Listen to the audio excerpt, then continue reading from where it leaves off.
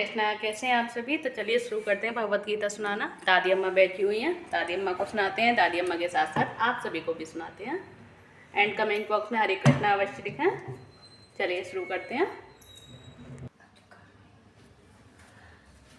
जय श्री कृष्ण चैतन्य प्रभु नित्यानंद, श्री अद्वैत गदाधर श्रीवासादि गौर भक्ति वृंद। हरे कृष्ण कृष्ण कृष्ण हरे हरे, हरे राम राम राम हरे हरे, हरे कृष्ण हरे हरे, हरे राम राम राम हरे हरे। तो देखिए, कल मैंने आप सभी को 20 श्लोक नंबर तक सुनाए थे, तो आज शुरू करेंगे 21वां श्लोक, जो है अर्जुन उवाच। अर्जुन ने जो उवाच किया यानी पूछा है श्री कृष्ण भगवान से, सेनयोरुभयोर्मध्ये रथं स्थापयाम्युत यावदेतान्निरीक्ष्यहं योद्धुकामानुपस्थितान् केर्मया सह योद्धव्यम् स्मिरन् रणसमुद्यमे। जिसका अर्थ है कि अर्जुन ने कहा, हे अच्युत, कृपा करके मेरा रथ दोनों सेनाओं के बीच ले चलें, जिससे मैं यहाँ उपस्थित युद्ध की अभिलाषा रखने वालों को और शत्रुओं की इस महान परीक्षा में जिनसे मुझे संघर्ष करना है उन्हें मैं देख सकूं। यद्यपि श्री कृष्ण साक्षात श्री भगवान हैं, किंतु वे अहेतु की कृपावश अपने मित्र की सेवा में लगे हुए थे और वे अपने भक्तों पर स्नेह दिखाने में भी कभी नहीं चूकते। इसीलिए अर्जुन ने उन्हें अच्युत कहा है। सारथी के रूप में उन्हें अर्जुन की आज्ञा का पालन करना था और उन्होंने इसमें कोई संकोच नहीं किया, अतः उन्हें अच्युत कहकर संबोधित किया गया है। यद्यपि उन्होंने अपने भक्त का सारथी पद स्वीकार किया था, किंतु इससे उनकी परम स्थिति अक्षुण्ण बनी रही। प्रत्येक परिस्थिति में वे इंद्रियों के स्वामी श्री भगवान ऋषिकेश हैं और भगवान तथा उनके सेवक का संबंध अत्यंत मधुर एवं दिव्य होता है। सेवक स्वामी की सेवा करने के लिए सदैव उद्यत रहता है और भगवान भी भक्त की कुछ न कुछ सेवा करने की कोशिश में रहते हैं। वे इसमें विशेष आनंद का अनुभव भी करते हैं कि वे स्वयं आज्ञादाता न बने, अपितु उनके शुद्ध भक्त उन्हें आज्ञा दें। चूंकि वे स्वामी हैं, अतः सभी लोग उनके आज्ञा पालक हैं और उनके ऊपर उनको आज्ञा देने वाला कोई नहीं है। किंतु जब वे देखते हैं कि उनका शुद्ध भक्त आज्ञा दे रहा है, तो उन्हें दिव्य आनंद मिलता है। यद्यपि वे समस्त परिस्थितियों में अच्युत रहने वाले हैं, भगवान का शुद्ध भक्त होने के कारण अर्जुन को अपने बंधु बांधवों से युद्ध करने की तनिक भी इच्छा न थी। किंतु दुर्योधन द्वारा शांतिपूर्ण समझौता न करके हठ धर्मिता पर उतारू होने के कारण उसे युद्ध भूमि में आना पड़ा। अतः वह यह जानने के लिए अत्यंत उत्सुक था कि युद्ध भूमि में कौन कौन से अग्रणी व्यक्ति उपस्थित हैं। यद्यपि युद्ध भूमि में शांति प्रयासों का कोई प्रश्न नहीं उठता, तो भी वह उन्हें फिर से देखना चाह रहा था और यह देखना चाह रहा था कि वे इस अवांछित युद्ध पर किस हद तक तुले हुए हैं। अब है 23वां श्लोक।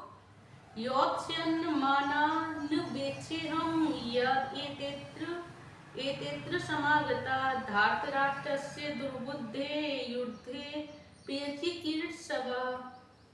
जिसका अर्थ है कि मुझे उन लोगों को देखने दीजिए जो यहाँ पर धृतराष्ट्र के दुर्बुद्धि पुत्र यानी दुर्योधन को प्रसन्न करने की इच्छा से लड़ने के लिए आए हुए हैं। जिसका तात्पर्य है कि यह सर्व विदित था कि दुर्योधन अपने पिता धृतराष्ट्र की साठगांठ से पापपूर्ण योजनाएं बनाकर पांडवों के राज्य को हड़पना चाहता था। अतः जिन समस्त लोगों ने दुर्योधन का पक्ष ग्रहण किया था, वे उसी के समान धर्मान रहे होंगे। और अर्जुन युद्ध प्रारंभ होने के पूर्व यह तो जान ही लेना चाहता था कि कौन कौन से लोग आए हुए हैं, किंतु उनके समक्ष समझौता का प्रस्ताव रखने की उसकी कोई योजना नहीं थी। यह भी तथ्य था कि वह उनकी शक्ति का, जिसका उसे सामना करना था, अनुमान लगाने की दृष्टि से उन्हें देखना चाह रहा था। यद्यपि उसे अपनी विजय का विश्वास था, क्योंकि कृष्ण उनकी बगल में विराजमान थे। अब ये संजय उवाच। संजय ने क्या कहा? एवं मुक्तो ऋषिकेशो गुणाकेशेन भारत सेनयोरुभयोर्मध्ये स्थापयित्वा रथोत्तमम्। ये है 24वां श्लोक जो कि संजय ने कहा है, हे भरतवंशी, अर्जुन द्वारा इस प्रकार संबोधित किए जाने पर भगवान कृष्ण ने दोनों दलों के बीच में उस उत्तम रथ को लाकर खड़ा कर दिया। और इस श्लोक में अर्जुन को गुणाकेश कहा गया है। गुणाकेश का अर्थ है नींद, और जो नींद को जीत लेता है वह गुणाकेश है। नींद का अर्थ है अज्ञान भी है, नींद का अर्थ अज्ञान भी है। अतः अर्जुन ने कृष्ण की मित्रता के कारण नींद तथा अज्ञान दोनों पर विजय प्राप्त की थी। कृष्ण के भक्त के रूप में वह कृष्ण को क्षण भर भी नहीं भुला पाया, क्योंकि भक्त का स्वभाव ही ऐसा होता है। यहाँ तक कि चलते अथवा सोते हुए भी कृष्ण के नाम, रूप, गुण तथा लीलाओं के चिंतन से भक्त कभी मुक्त नहीं रह सकता। अतः कृष्ण का भक्त उनका निरंतर चिंतन करते हुए नींद तथा अज्ञान दोनों को जीत सकता है। इसी को कृष्ण भावनामृत या समाधि कहते हैं। प्रत्येक जीव की इंद्रियों तथा मन के निर्देशक अर्थात ऋषिकेश के रूप में कृष्ण अर्जुन के मंतव्य को समझ गए कि वह क्यों सेनाओं के मध्य में रथ को खड़ा करवाना चाहता है। अतः उन्होंने वैसा ही किया, और फिर वे इस प्रकार बोले, भीष्म द्रोण प्रमुक्तः सर्वेषां च महिषिताम् उवाच पार्थ पश्येतांस समवेतान् कुरुनीति। जिसका अर्थ है, भीष्म, द्रोण तथा विश्व भर के अन्य समस्त राजाओं के सामने भगवान ने कहा कि हे पार्थ, यहाँ पर एकत्र सारे कुरुओं को देखो। समस्त जीवों के परमात्मा स्वरूप भगवान कृष्ण यह जानते थे कि अर्जुन के मन में क्या बीत रहा है, और इस प्रसंग में इसी के शब्द का प्रयोग सूचित करता है कि वे सब कुछ जानते थे। इसी प्रकार पार्थ शब्द अर्थात प्रथा या कुंती पुत्र भी अर्जुन के लिए प्रयुक्त होने के कारण महत्वपूर्ण है, और मित्र के रूप में वे अर्जुन को बता देना चाहते थे कि चूंकि अर्जुन उनके पिता वसुदेव की बहन प्रथा का पुत्र था, इसीलिए उन्होंने अर्जुन का सारथी बनना स्वीकार किया था। किंतु जब उन्होंने अर्जुन से कुरुओं को देखो कहा तो इससे उनका क्या अभिप्राय था? क्या अर्जुन वहीं पर रुककर युद्ध करना नहीं चाहता था?